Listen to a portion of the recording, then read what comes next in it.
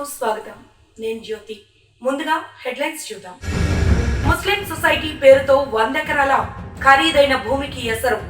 విశాఖ జిల్లాలో మీడియాను ఆశ్రయించిన బాధితులు. కరోనా సోకి భారత్లో 9,346 మంది పిల్లల తల్లిదండ్రులు కోల్పోయారు. పిల్లల హక్కుల పరిరక్షణ జాతీయ కమిషన్ వెల్లడి. ఏపీ శాసనసభ స్పీకర్ తమ్మినేని సీతారాం తీవ్ర అస్వస్థత. తాడేపల్లి మణిపాల్ ఆసుపత్రికి తరలింపు. ఆర్థిక వ్యవస్థ సమర్థ నిర్వహణలో కేంద్ర ప్రభుత్వ వైఫల్యాలపై కాంగ్రెస్ ఎంపీ మాజీ కేంద్ర ఆర్థిక మంత్రి విమర్శలు. అత్యంత చీకటి సంవత్సరంగా 2020-21 నిలుస్తుందన్న చిదంబరం. ముస్లిం సొసైటీ పేరుతో 100 ఎకరాల ఖరీదైన భూమికి ఎసరు పెట్టాడు ఓ ప్రబుద్ధుడు. విశాఖ జిల్లా పెందుర్తి నరవ గ్రామ సమీపంలో పట్టపగలే భూ కబ్జాకు యత్నం చేయడంతో బాధితులు మీడియాను ఆశ్రయించారు. కరోనా లాక్డౌన్ ను అడ్డం పెట్టుకుని విలువైన భూములు కబ్జాకు ప్రయత్నించడం విస్మయపరుస్తుండగా విశాఖలో ఇది శరమామూలి అంటున్నారు కొందరు. కాగా ట్రస్ట్లు సొసైటీల పేరుతో ఈ కబ్జాలకు పాల్పడడం పరిపాటైపోయింది అంటూ పలువురు అభిప్రాయపడుతున్నారు. సర్వే నెంబర్ 7/47లో 40 సెంట్ల భూమి ఆక్రమణకు ముస్లిం సొసైటీ సెక్రటరీ సుబానీ స్కెచ్ వేశాడంటూ బాధితులు వెల్లడించారు. దీంతో భూ యజమాని శ్రీరామ్ ఫిర్యాదుతో పోలీసులు రంగప్రవేశం చేయగానే కేటుగాళ్లు పరారయ్యారు. ప్రశాంత విశాఖలో పట్టపగలే భూ కబ్జాలకు ప్రయత్నం చేయడంతో తమకు న్యాయం చేయాలంటూ ఆవేదనతో అధికారులను కోరుతున్నారు బాధితులు. భూ కబ్జా కాండలో చక్రం తిప్పి లక్షలు దండుకుంటున్న ముస్లిం సొసైటీ సెక్రటరీ సుబానీపై ఆరోపణలు చెలరేగాయి. అంతేకాకుండా భూ కబ్జాలను కవర్ చేయడానికి వెళ్లిన మీడియా ప్రతినిధులపైన సుబానీ చిందులు వేయడం పలు విమర్శలకు తావిస్తుంది. దీనిపై జేజేటీవీ స్పెషల్ ఫోకస్. మీరు వచ్చిననుకోండి, మీరు ఏమైనా చెప్పాలనుకుంటా చెప్పండి, అంతేగాని మీరు వాళ్ళు పిలిచారు వాళ్ళకి అన్యం జరిగింది మేము వస్తాం. బాధ్యత కారు మాకు సంబంధం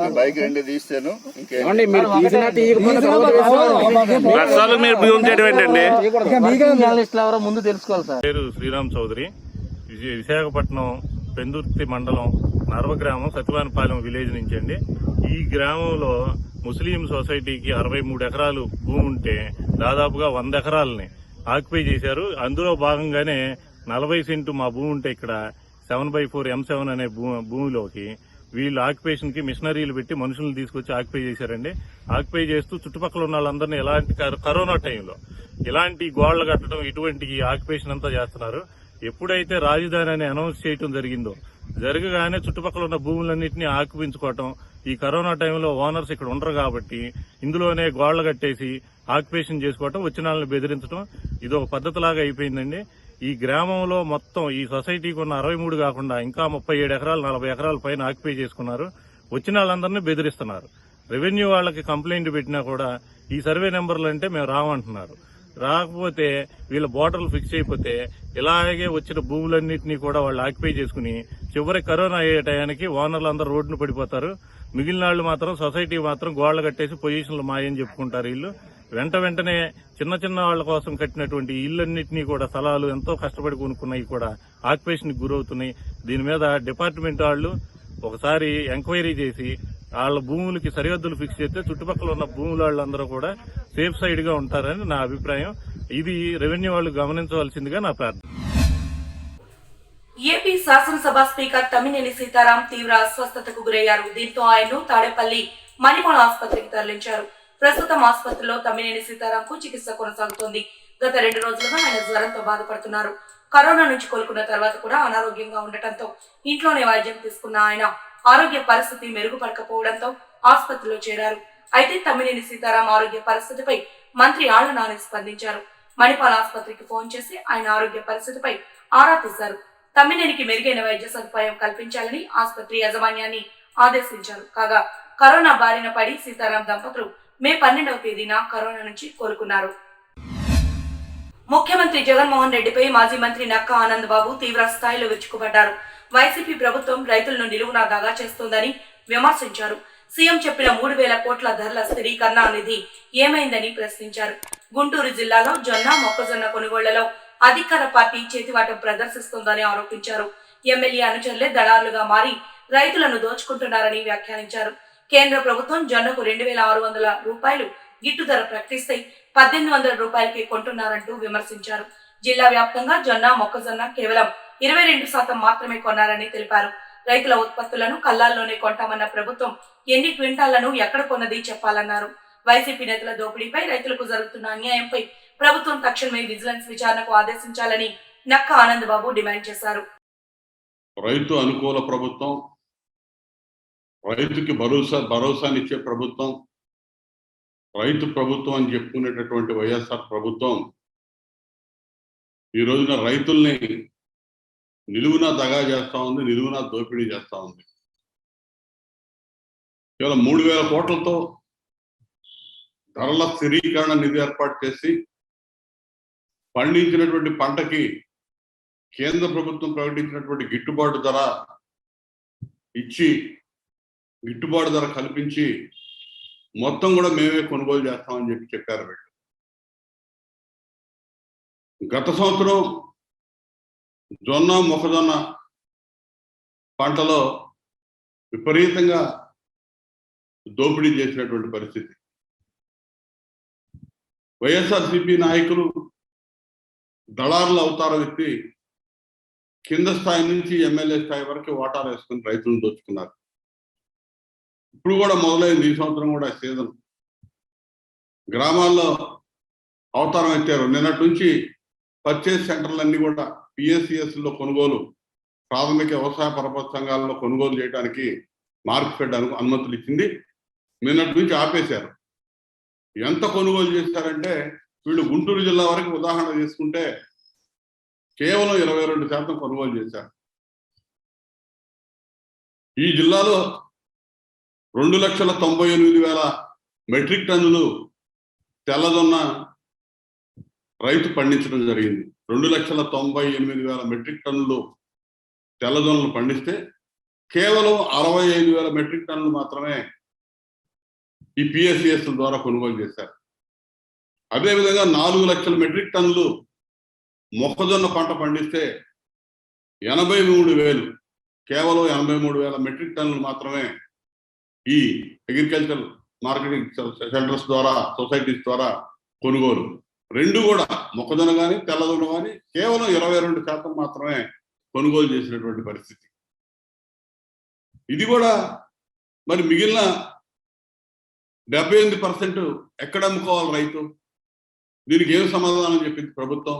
ప్రతి గింజ ఏది కూడా నష్టపోకుండా కళ్ళాల్లోనే కొనుగోలు చేసి మేము తీసుకెళ్ళిపోతామని చెప్పారు. రైతు భరోసా కేంద్రాల ద్వారా కళ్ళాల్లో, రైతు కళ్ళాల్లో ధాన్యం, రైతు కళ్ళాల్లో పంట ఉన్నప్పుడే కళ్ళాల్లోకి వెళ్ళి కొనుగోలు చేస్తా ఉన్నారు. వీళ్ళకి సిగ్గు లజ్జం ఉంటే చెప్పమనండి. ఒక కళ్ళంలో, ఏ కళ్ళంలో ఏ రైతు దగ్గర కొన్నారో అసలు ఆ విధానమే లేదు. 66 రూపాయలు కాటా కూలి తీసుకోవచ్చని చెప్పి ప్రభుత్వ నిబంధనలు ఉన్నాయి. 66 రూపాయలు తీసుకోవడానికి నిబంధనలు ఉంటే 150 నుంచి 250 రూపాయల దాకా కలెక్ట్ చేస్తా ఉన్నారు ఒక్కో రైతు దగ్గర కుంటాకి. చాలా దారుణమైన దోపిడీ.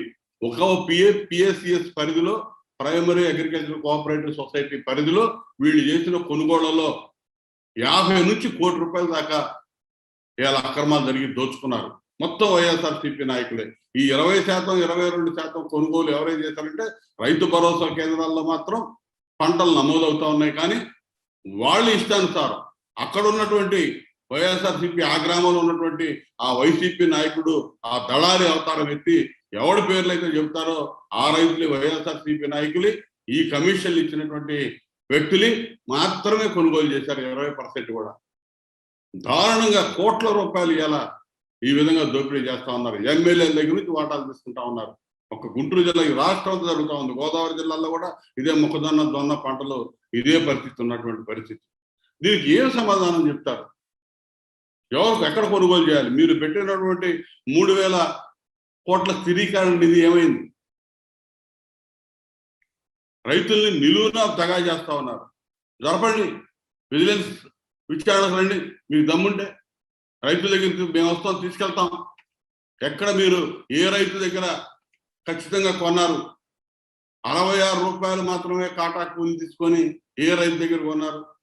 ఏ రైతు దగ్గర 150 నుంచి 250 దాకా తీసుకోకుండా ఉన్నారనేది మరి మీరు మొత్తం ఛాలెంజ్ చేస్తా ఉన్నాను. మేము నిరూపించడానికి సిద్ధంగా ఉన్నాం. మీరు వస్తారా అని చెప్పి నేను అడుగుతా ఉన్నాను. జిల్లాలో సూపర్ స్పెషాలిటీ ఆసుపత్రి వద్ద 300 పడకల తాత్కాలిక ఆసుపత్రిని వర్చువల్ విధానం ద్వారా రాష్ట్ర పురపాలక పట్టణాభివృద్ధి శాఖ మంత్రి బొత్స సత్యనారాయణ మంగళవారం ప్రారంభించారు.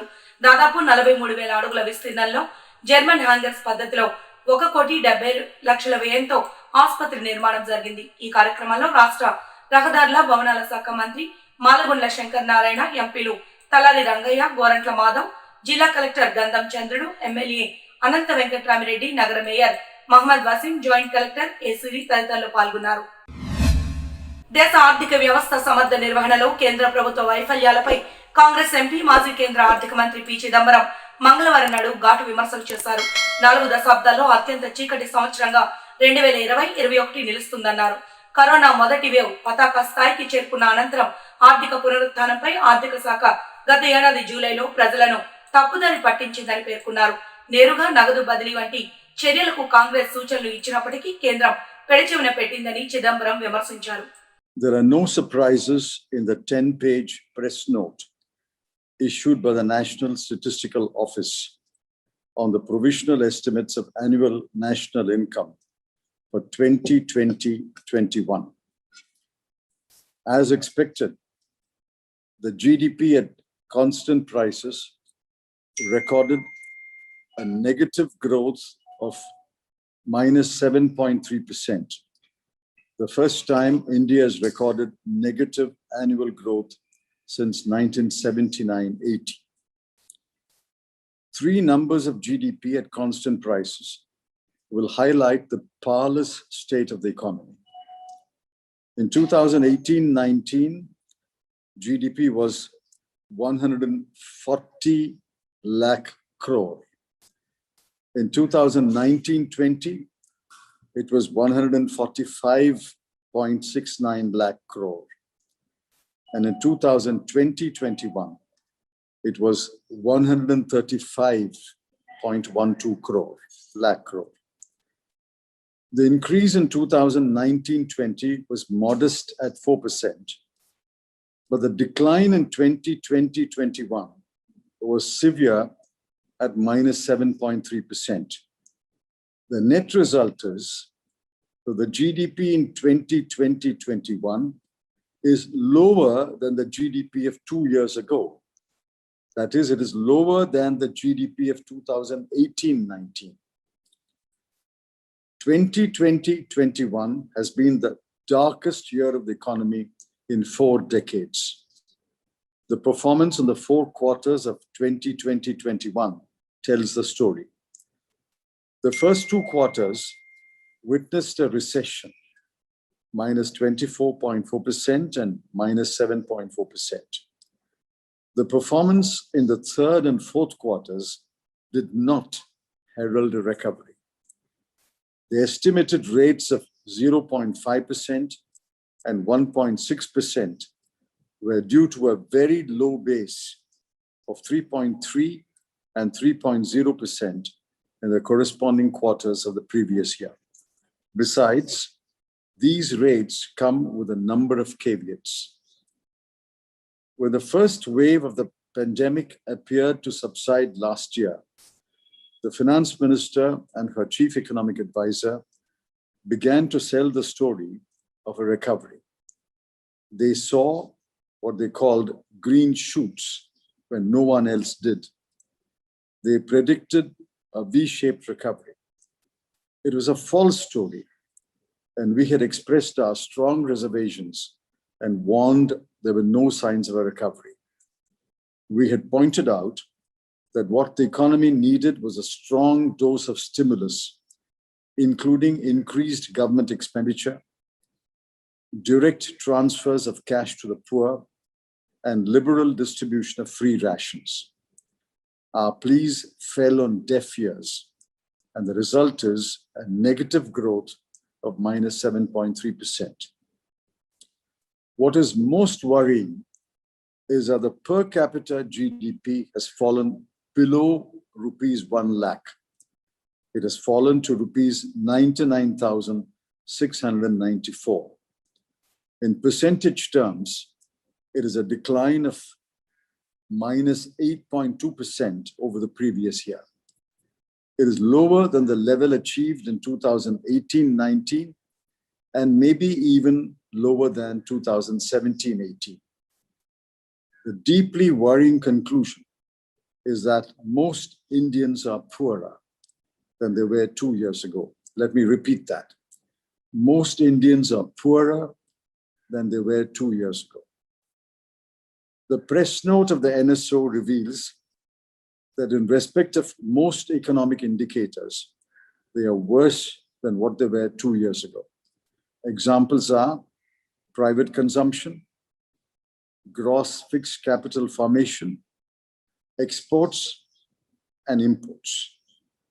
The current state of the economy is no doubt largely due to the impact of the pandemic, but it has been compounded by the ineptitude and incompetent economic management of the BJP-led NDA government. Good advice by distinguished economists and renowned institutions has been rebuffed. Worldwide experience has been ignored. Suggestions on fiscal expansion and cash transfers have been turned down. Hollow packages like Atmanirbhar have fallen flat. We are glad that the two leading chambers of commerce and industry, the CII and FICCI, have in the last few days echoed our views and pleaded for fiscal expansion, including cash transfers to the poor. The RBI's monthly review has flagged the demand shock and its consequences. The CMIE report on loss of jobs and growing unemployment is alarming. The research and survey reports of Aziz Premji University have concluded that 23 crore people have been pushed below the poverty line and into indebtedness. We may note that Nobel laureate Dr. Abhijit Banerjee has called for printing money and increasing spending. Yet, even as recently as yesterday morning, the finance minister gave a long interview to some newspapers defending her misguided and disastrous policies. The second wave of the pandemic is upon us. So far, it seems to be following the same pattern as the first wave, except that it has wrought more damage in terms of numbers of infections and deaths. If 2021-22 should not go the same way as 2021 did, the government must wake up, admit its errors of commission and omission, reverse its policies, and heed the advice of economists and the opposition. Congress party senior నాయకులు తులసిరెడ్డి తాజా రాజకీయ పరిణామాలపై స్పందించారు. రాజకీయాల్లో వస్తున్న మార్పులు, గతంలో రాజకీయ నాయకుల విఘ్నత, రాజకీయ స్ఫూర్తి, న్యాయస్థానాల తీర్పుల పట్ల గౌరవం వంటి అంశాలపై తనదైన శైలిలో విశ్లేషించారు. దాంతోపాటు ప్రస్తుతం ఆంధ్రప్రదేశ్ లో జరుగుతున్న పరిణామాల మీద ఘాటు విమర్శలు చేశారు. అధికార పార్టీలు ప్రతీకార రాజకీయాల మీద దృష్టి సారించకుండా పరిపాలన మీద శ్రద్ధ వహిస్తే ప్రజల్లో సానుకూలత పెరిగే అవకాశాలు ఉంటాయని స్పష్టం చేశారు. అంతేకాకుండా ఆంధ్రప్రదేశ్ ముఖ్యమంత్రి జగన్మోహన్ రెడ్డి ప్రభుత్వం ప్రజాస్వామ్యానికి 4వ స్తంభమైన మీడియా స్వేచ్ఛను హరించే ప్రయత్నం మానుకోవాలని APCC working president doctor N Tulasireddy అన్నారు. నందమూరి బాలకృష్ణ హీరోగా బోయపాటి శ్రీను దర్శకత్వంలో ప్రస్తుతం అఖండ సినిమా తెరకెక్కుతున్న సంగతి మనకు తెలిసిందే. సింహ, లెజెండ్ చిత్రాల తర్వాత బాలయ్య, బోయపాటి కాంబినేషన్ లో వస్తున్న సినిమా కావడంతో ఈ సినిమాపై భారీ అంచనాలు ఉన్నాయి. అలాగే ఇప్పటికే విడుదలైన టీజర్ కూడా ప్రేక్షకులను విశేషంగా ఆకట్టుకుంది. ఇదిలా ఉండగా ఈ సినిమా తర్వాత నందమూరి బాలకృష్ణ గోపీచంద్ మలినేనితో ఓ సినిమా చేయబోతున్నాడు. అయితే ఈ సినిమాలో 2 హీరోయిన్లకు ప్రాధాన్యం ఉందట. అందులో ఓ హీరోయిన్ గా రకుల్ ప్రీత్ ను సంప్రదించారట. కానీ రకుల్ ప్రీత్ సింగ్ మాత్రం బాలయ్యకు నో చెప్పిందట. అందుకు కారణం మాత్రం తెలియరావట్లేదు. మరి ఇందులో ఎంతవరకు నిజం ఉందో తెలియాలంటే చిత్ర యూనిట్ అధికారికంగా స్పందించాల్సిందే. అయితే ఒకానొక సమయంలో స్టార్ హీరోయిన్ గా ఎదిగిన రకుల్ ప్రస్తుతం అవకాశాలు లేక బాలీవుడ్ వైపు అడుగులు వేస్తోంది. ఇక తెలుగులో ఆఖరిగా చెక్ సినిమాతో ప్రేక్షకుల ముందుకు వచ్చింది. కానీ పెద్దగా ప్రయోజనం లేకపోయింది. అమెజాన్ ప్రైమ్ లో అత్యధిక వ్యూస్ అందుకున్న టాప్ వెబ్ సిరీస్ లో ద ఫ్యామిలీ మ్యాన్ ఒకటి. తెలుగు దర్శకురాలు రాజ్ అండ్ డీకే సంయుక్తంగా తెరకెక్కించిన ఈవెంట్ కంటెంట్ అన్ని వర్గాల ప్రేక్షకుల నుంచి మంచి రెస్పాన్స్ అందుకుంది. మనోజ్ బాజ్పేయి ప్రియమణి నటించిన సీజన్ 1 కు భారీ స్థాయిలో రెస్పాన్స్ రావడంతో సీజన్ 2 అంచనాలు తగ్గట్లుగానే రెడీ చేస్తున్నారు. ఈసారి సరికొత్త పాత్రలో సమంత కూడా కనిపించనుంది. ఆమె పాత్ర నెవర్ బిఫోర్ అనేలా ఉంటుందని ఒక బోల్డ్ పాత్రలో నటించినట్లు దర్శకులు ఇటీవల ఇచ్చిన ఇంటర్వ్యూలో తెలియజేశారు. ఇక ఎప్పుడెప్పుడా అని ఎదురు చూస్తున్న the family man season 2 release పై త్వరలోనే అఫీషియల్ గా క్లారిటీ ఇవ్వబోతున్నారు. అది కూడా అద్భుతమైన ట్రైలర్ తోనే రిలీజ్ డేట్ ను అనౌన్స్ చేయనున్నారు. కరోనా సోకి ఎంతో మంది ప్రాణాలు కోల్పోతున్న అత్యంత విషాదకర పరిస్థితుల్లో అభం శుభం తెలియని పిల్లలు తల్లిదండ్రులు కోల్పోతున్నారు, అనాథలుగా మారుతున్నారు. ఇటువంటి పిల్లలకు ప్రభుత్వాలు అండగా నిలుస్తామని హామీనిస్తున్నాయి. కానీ అది ఎంతవరకు అమలవుతుంది, అమలు జరిగినా అది ఎంతవరకు వారి అవసరాలు తీరుస్తుంది, వారి భవిష్యత్తు మాట ఏంటనేది మాత్రం ప్రశ్నార్థకమే. ఈ క్రమంలో కరోనా సోకి భారత్ లో 9,346 మంది పిల్లలు తల్లిదండ్రులు కోల్పోయారని పిల్లల హక్కుల పరిరక్షణ జాతీయ కమిషన్ సుప్రీంకోర్టుకు తెలియజేసింది. వారందరి సంక్షేమం కోసం 6 దశల పథకాన్ని రూపొందించామని పేర్కొంటూ అఫిడవిట్ దాఖలు చేసింది. తల్లిదండ్రుల్ని కోల్పోయిన పిల్లలు వారి వివరాలను ఇప్పటికే బాల స్వరాజ్ పోర్టల్లో అప్లోడ్ చేశామని సంస్థ వెల్లడించింది. దేశ రాజధాని ఢిల్లీలోని సర్ గంగారాం ఆసుపత్రిలో నేటి నుంచి మోనోక్లోనల్ యాంటీబాడీ కాక్టైల్ థెరపీ ప్రారంభమైంది. కరోనా రోగులకు ఆశాదీపంగా కనిపిస్తున్న ఈ థెరపీలో కసిరివిమాట్, ఎండెమివాట్ కలయిక. ఈ చికిత్సకు అయ్యే ఖర్చు ఒక్కో షాట్ కు 59,000 పైనే. తేలికపాటి మితమైన లక్షణాలు ఉండి రిస్క్ ఎక్కువగా ఉన్నప్పుడు రోగుల అనుమతితో ఈ థెరపీ చేయనున్నట్టు ఆసుపత్రి పేర్కొంది. కరోనా సోకినట్టు నిర్ధారణ అయ్యి తేలికపాటి నుంచి ఓ మోస్తరు లక్షణాలు కలిగి ఉండడంతో పాటు 12 ఏళ్లు పైబడి కనీసం 40 ఏళ్లు ఉన్నవారు ఈ చికిత్సకు అర్హులని drug controller general of India ఒక ప్రకటనలో తెలిపింది. ఒక రోగికి ఒక ఎంఎస్సి డోసు ధర 59,750 రూపాయలు మాత్రమే. మోనోక్లోనల్ యాంటీబాడీస్ కాక్టైల్ థెరపీకి ప్రభుత్వం గత నెలలోనే అనుమతి ఇచ్చింది. అయితే అత్యవసర వినియోగానికి మాత్రమే దీన్ని ఉపయోగించాలని అనుమతి విధించింది. జేజే న్యూస్ ముగించే ముందు హెడ్లైన్స్ మరొకసారి చూద్దాం. ముస్లిం సొసైటీ పేరుతో 100 ఎకరాల ఖరీదైన భూమికి ఎసరు. విశాఖ జిల్లాలో మీడియాను ఆశ్రయించిన బాధితులు. కరోనా సోకి భారత్ లో 9,346 మంది పిల్లల తల్లిదండ్రులు కోల్పోయారు. పిల్లల హక్కుల పరిరక్షణ జాతీయ కమిషన్ వెల్లడి. ఏపీ శాసనసభ స్పీకర్ తమ్మినేని సీతారాం తీవ్ర అస్వస్థత. తాడేపల్లి మణిపాల్ ఆసుపత్రికి తరలింపు. ఆర్థిక వ్యవస్థ సమర్థ నిర్వహణలో కేంద్ర ప్రభుత్వ వైఫల్యాలపై కాంగ్రెస్ ఎంపీ మాజీ కేంద్ర ఆర్థిక మంత్రి విమర్శలు. అత్యంత చీకటి సంవత్సరంగా 2020-21 నిలుస్తుందన్న చిదంబరం. జేజే న్యూస్ ఇంతటితో సమాప్తం. నమస్కారం.